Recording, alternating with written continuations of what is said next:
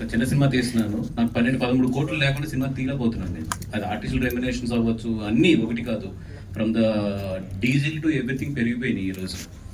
So అట్లాంటప్పుడు నిజంగా ఈరోజు ప్రొడ్యూసర్ ఒక చిన్న సినిమా కానీ ఒక మిడ్ రేంజ్ సినిమా తీస్తున్నప్పుడు డబ్బులు మిగట్లేదు ప్రొడ్యూసర్, అదైతే నేను 100% చెప్తాను. Until unless that's extraordinary hit. ఎందుకంటే హిట్ కూడా ఈరోజు జనాలు థియేటర్లోకి రావట్లేదు, బాగానే ఉందని కూడా థియేటర్లోకి రావట్లేదు. అట్లాంటప్పుడు ఒక ఎక్స్ట్రాడినరీ హిట్స్ ఒక ప్రొడ్యూసర్ ఎన్ని సినిమాలు తీస్తారు లైఫ్లోని? Correct sir. మీకు ఎందుకు అంత ఖర్చు అవుతుంది అంటున్నాను నేను. ఏది మీకు ఎందుకు అంత ఖర్చు అవుతుంది? చిన్న సినిమానే కానీ ఎందుకు అంత ఖర్చు అవుతుంది? అన్ని పెరిగిపోయినాయి. ఈ రోజు ఇప్పుడు ఒక లొకేషన్ షూట్ చేయాలి హైదరాబాద్లో, minimum per day house location అంటే 1.5 lakh 2 lakhs లేకుండా లేదు. ఇప్పుడు మినిమం చిన్న హౌస్ మామూలు చాలా నార్మల్ హౌస్ అంటే 60,000 70,000 ఉంటుంది హౌస్ ఇక్కడ. మళ్ళీ అన్ని చేసుకోవాలంటే వాళ్ళకి 1.25 lakh ఈ రోజు లేదు.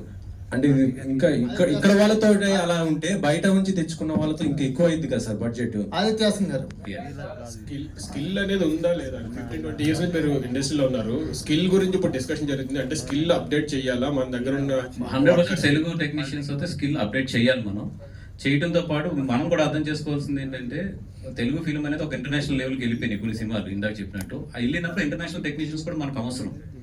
మన టెక్నీషియన్స్తోనే మనం ఒక ఇంటర్నేషనల్ మ్యాచ్ చేయలేమంటే అది 100% చేయలేము ఇప్పుడున్న పరిస్థితుల్లో. అందుకని ఏదైతే బయట నుంచి మేము ఒక ఇంటర్నేషనల్ లెవెల్లో టెక్నీషియన్స్ తీసుకొచ్చి ఇక్కడ పనిచేస్తున్నప్పుడు వీళ్ళు కూడా ఒక ఎక్స్పీరియన్స్ వస్తుంది కాబట్టి అది ఎంకరేజ్ చేయాలి మనం కూడా. ఒక సర్టెన్ లెవెల్ వరకు మనం ఆ లెవెల్ అందుకునే వరకుని అక్కడ ఎక్కువ రిస్ట్రిక్షన్స్ వస్తున్నాయి. మనం బయట నుంచి తీసుకొస్తుంటే రేషియో మెయింటైన్ చేయాలని కానీ ఇది కానీ డబుల్ బర్డెన్లు అయిపోతున్నాయి మనకు. ఆల్రెడీ మేము అక్కడ 3 బర్డెన్ పెడతాం, ఇది ఓవర్సీస్ నుంచి ఒక టెక్నీషియన్ తీసుకోవాలి, మళ్ళీ ఆ రేషియోని ఇక్కడ మెయింటైన్ చేయాలంటే అదొక డబుల్ బర్డెన్ అవుతుంది మాకు.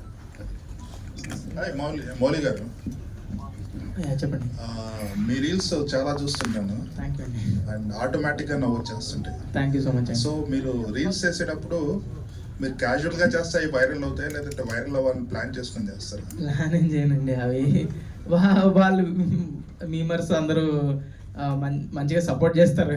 ఏం చేసినా కూడా ఆటోమేటిక్గా వాళ్ళే బాగానే తీసుకొని రకరకాలుగా చేస్తూ ఉంటారు. సో అవి ఫన్నీగా ఉంటాయి. సో దానివల్ల అది అట్లా అవుతుంది. రైట్.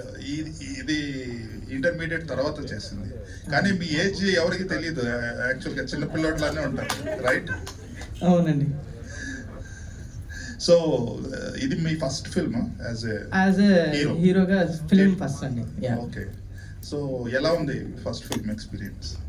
చాలా బాగుందండి. ఫస్ట్ నాకు మార్తాండ్ వచ్చి స్టోరీ చెప్పినప్పుడు, డైరెక్టర్ మార్తాండ్ వచ్చి స్టోరీ చెప్పినప్పుడు నాకు 90s తర్వాత చాలా స్టోరీస్ విన్నాను. ఆ గ్యాప్లో అసలే చాలా గ్యాప్ తీసుకున్నా మంచి స్టోరీ కోసం. అప్పుడే చాలామంది అంటారు, వస్తలేవా, చేస్తలేవా, చేయొచ్చు కదా, ఏదోటి చాలా అంటారు. కానీ మంచి స్టోరీ ఎప్పుడూ ఒకటే బిలీవ్ చేస్తాం, మన ఆడియన్స్కి కాంటెంట్ అయినా, ఇన్స్టాగ్రామ్లో చేసే చిన్న రీల్ అయినా, యూట్యూబ్లో చేసే చిన్న వీడియో అయినా, మనం పోస్ట్ చేసే చిన్న మీమ్ అయినా కూడా ఆడియన్స్కి వాళ్ళ టైం వర్త్ ఉండాలని ఐ ఫీల్. సో ఆ వర్త్ ఉండే స్టోరీ వచ్చే వరకు వెయిట్ చేసా. బ్యూటిఫుల్ స్టోరీతో మార్తాండ్ నా దగ్గరకు వచ్చినప్పుడు నేను వెంటనే